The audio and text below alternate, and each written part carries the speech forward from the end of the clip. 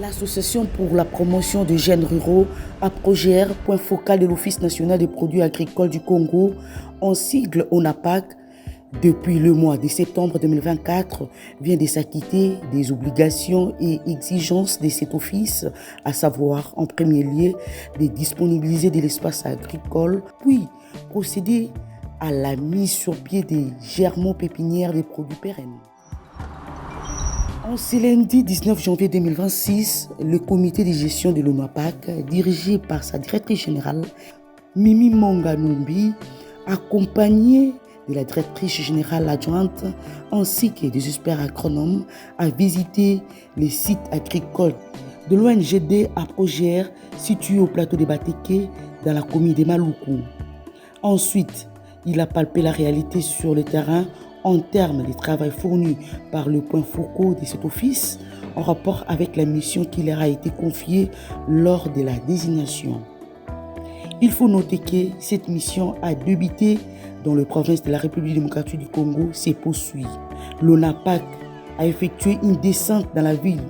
province de Kinshasa, plus précisément dans la commune de Maluku, la zone rurale la plus vaste de la République démocratique du Congo, qui regorge d'une luxuriante végétation et s'étend sur plus de 7000 km² de terres arables. C'est ainsi que la directrice générale Mimi Monganumbi lance un appel à tous ceux qui possèdent des terres dans cette zone, à savoir les notables, les religieux, les politiques et tout autre citoyen, de ne pas hésiter à solliciter l'accompagnement de l'Office pour une amélioration de l'économie de la ville-province de Kinshasa et du pays entier. Nous sommes venus en visite itinérance auprès de notre point focal, Association pour la promotion des jeunes ruraux,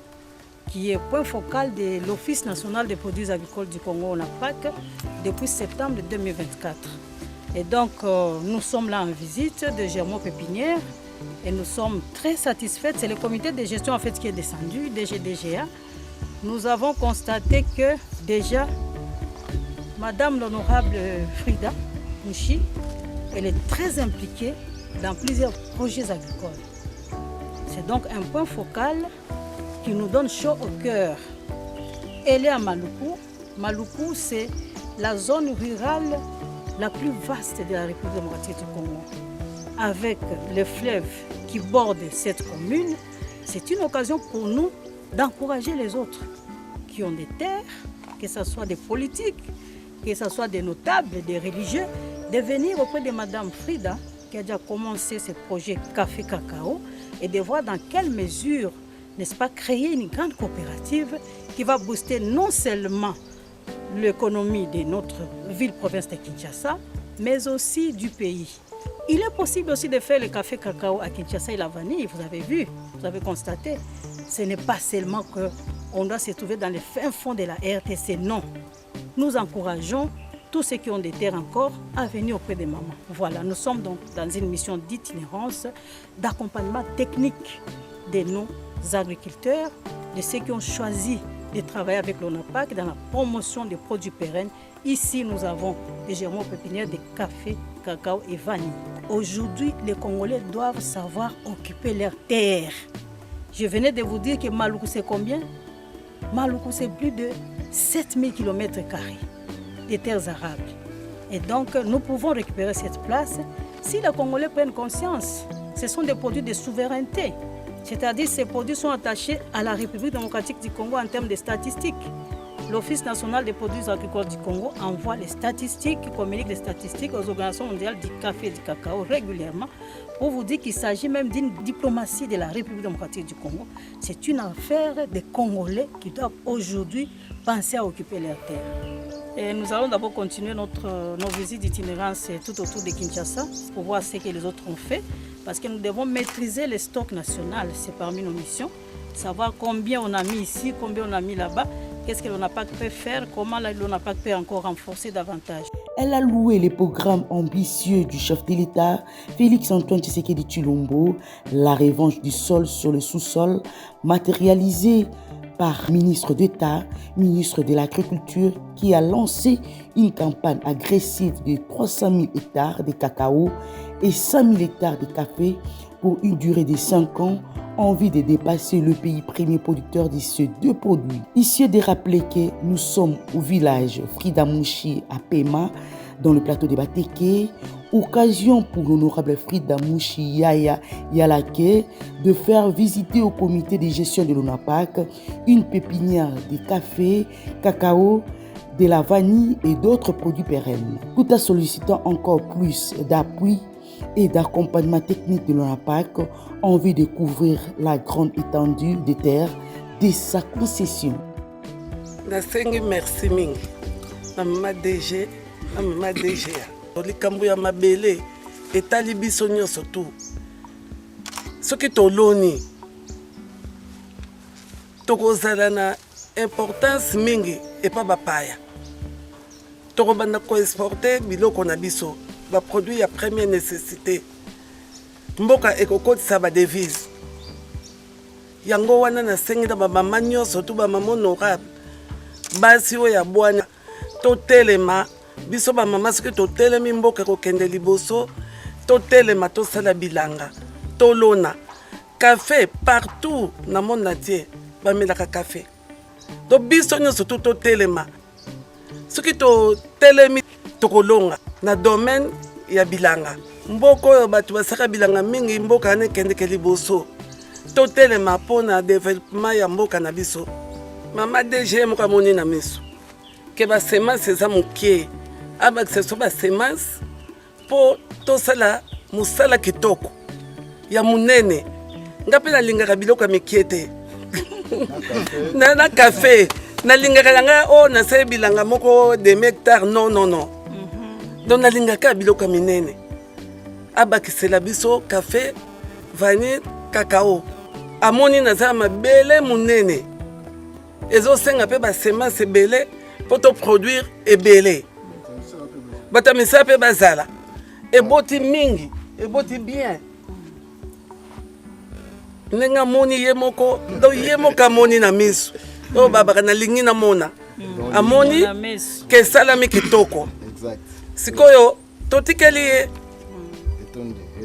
atinde so ba semence na likambo oyo ndeko bosha uti koloba na kanisa na bisaki mama tant tozali kuna que parmi ba exigence on n'a pas que ezalaki mama kopesa biso etandi moko ekozala on a pas na place on a biso tokoya na 21 produits na biso le 21 spéculation tokomeka place on expérimentation oyo kopesa to continuer kotoyo to sepeli mingi na kokoma awa na ferme ya bandeko na biso ezali association ya komatisa ba jeune oyo bazosala bilanga na kotoyo bazali point focal ya ONAPAC depuis septembre 2024 na yango ONAPAC na musala na ye encadrement technique abandaki déjà ba germo pépinière ya solo tokomi awa tokuti elombe mwasi honorable Frida oyo azolanda penza nzela oyo ya programme ambitieux chef de l'État son excellence Félix Antoine Tshisekedi Tshilombo oyo alobaki ke mabele il faut ça nini et se venger na weza na se toko vivre kaka na weza na se mabele te il faut maboko na biso pe elona po ete mboka emata. Dans les années 70-80 on a pas oezaka ozakaf alekaka na jekamine abando futa kutu na ba soldat ba militaire pourquoi pas lelo biso bana mboka to teleme to sabilanga to se regrouper na ba association ba coopérative to matisa kitamboka na biso ezali très important. Merci beaucoup Maman Frida na molongani na yo na moni penza kozana nzela ya mokonzi ya mboka bo soutenir pe ministre na biso agriculture Moindo Nzangi oya bandi campagne agressive ya 300 000 hectares de cacao par an na 100 000 hectares de café par an na ndenge toyawa lelo naza sûr que yepe akozongela isusu awa kotala nini akoki kosala po renforcer oyo association na yo. Merci mingi na bandeko nyonso ba Olanda biso ya Maluku bayebaki Maluku aza plus de 7000 km². Maluku akolesa Kinshasa lesi pe na ba pays musu frontalier. Donc biso nde toza boye il faut maboko na biso etombola kita ya Kinshasa et puis naza kosenga pe ministre ya biso national akita awa aya kotala musalo bino bosali. Mama zali point focal ozoli balisusu asala coopérative bato bayaka kuchami solo bien ndenge nini coopérative ana osala ya ndenge nini coopérative elingi koloba boye mama aza na mabele na ye kasi en terme ya volume ya baproduit oyo ya biso ya baproduit pérenne eza baproduit pérenne tobenga yango pérenne pourquoi parce que eza baproduit ekokende au-delà de 40 ans 100 ans soki ozolandela yango malamu ata oza na lopango otikeli bana na yo te kotikela bango plantation ezali 2 récoltes par an na ndenge sikoyo coopérative mama akotravaille mingi par exemple na bachef coutumier ya kotoyo bate bao baza na mabele mpona nini amema bango mpe na kokota na masolo ya produit pérenne ntango bango bakokoma ebele volume bakomi bamembre na ye volume mpe ya biloko wana ekosani ekomata ntango ye mama oyo aza na bacontacte ne na libanda ya mboka akoteka azongeli bango apesi lifuta na bango bakontinue misala wana coopérative yango wana misala oyo penza moto moko akokaka ngo te fo kaka lisanga bampangi na munu ya luzolo antuka moye na kopesa beno mbote mingi na kisika nyonso beno kele awa betu mekwisa na ferme ya mama honorable Frida Mushi na ferme nandi ametula cacao ametula café ametula vanille yani ke point focal ya société na betu ONAPAC Office national des produits agricoles du Congo. Alors betu ke na kulomba na ba mama nyonso benu vana na kikesa bonso mama Frida ametula ngindu nandi sambu na kutumbula bwala na betu na nzila ya ntoto na betu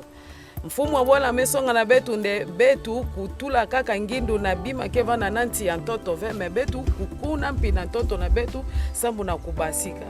betu na ONAPAC betu ke vana ba produit pérenne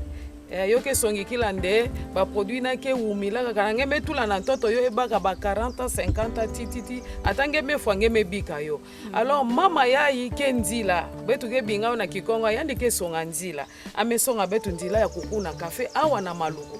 maluku ke ntoto ya nene plus de 7000 carrés ba mama mpike mingi awa na kati ya maluku benu vana ka na cuisine ve ba mama benu vana ka sambu na kubuta ve kana ngeke buta kembi ve mais il faut nge sala sambu bana ina kuvanda mbote na luzingu na bao alors mama ya ike point focal kana benu kuzola kusala mpila yandi ke sala bekwisa awa benu tamonta na benu tamona yandi matondo mingi et ça mon coopérative qu'est-ce qu'il faut faire